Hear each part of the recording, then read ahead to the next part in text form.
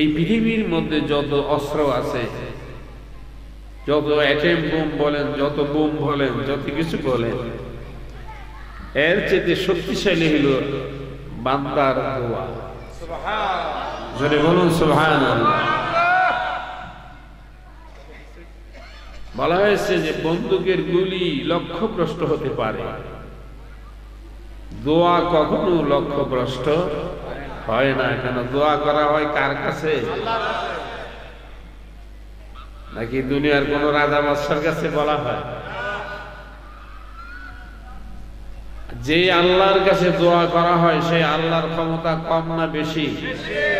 সে আল্লাহর ক্ষমতা আসমানে আছে কিনা, জমিনে আছে কিনা, সূর্যের উপরে আছে কিনা, চন্দ্রের উপরে আছে কিনা, বাঘের উপরে আছে কিনা? সেই আল্লাহ হলেন সর্বময় ক্ষমতার মালিক। ইন্নাল্লাহা আলা কুল্লি শাইইন কাদির।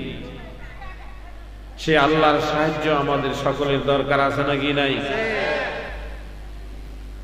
আল্লাহ পাক মহা জ্ঞানী, আল্লাহর জ্ঞানের উপরে কোনো জ্ঞান।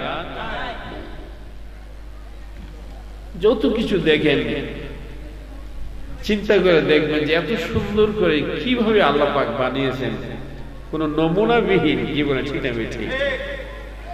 আমরা তো কোনো একটা জিনিস দেখাইলে সেটা অনুযায়ী নমুনা করতে পারি না, আর আল্লাহ পাক নমুনাবিহীন তামাম সৃষ্টি জগৎ কত সুন্দর। আল্লাহ পাকের কুদরত, জ্ঞান বলছে যে কোরআন শরীফ এমন একটি কিতাব আল্লাহ পাক নাজিল করেছেন, এমন একজন মহামানবের উপরে আল্লাহ পাক কোরআন নাজিল করেছেন, যিনি হলেন আপনার নবী, আমার নবী তথা বিশ্ব নবী মুহাম্মদ রাসূলুল্লাহ সাল্লাল্লাহু আলাইহি সাল্লাম, পৃথিবীর শ্রেষ্ঠ জ্ঞানী, যার উপরে আর কারো কোনো জ্ঞান হইতে পারে না। সেই মহা জ্ঞানীর কাছে আল্লাহ পাক বিজ্ঞানময় কোরআন নাজিল করেছেন। কোরআনে একটি আয়াতের ব্যাখ্যা যদি কোনো মানুষ করতে আরম্ভ করে, দিন শেষ, মাস শেষ, বছর শেষ, জিন্দেগি শেষ হবে, কিন্তু কোরআনের আয়াতের ব্যাখ্যা শেষ।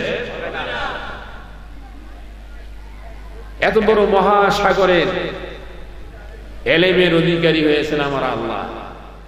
বলা হয়েছে এই সৃষ্টি জগৎকে আল্লাহ পাক যে এলেম দিয়েছেন, একটা সাগরের মধ্যে সুই ডুবাইয়ে উঠাইলে তার আগার মধ্যে যেটুকু পানি,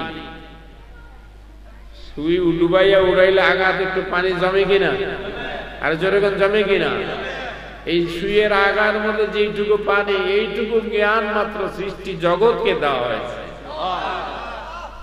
আর বাকি সাগর পরিমাণ এলেম জ্ঞান আমার আল্লাহর রয়েছে। আল্লাহর সঙ্গে কোনো তুলনা চলবে? চলবে?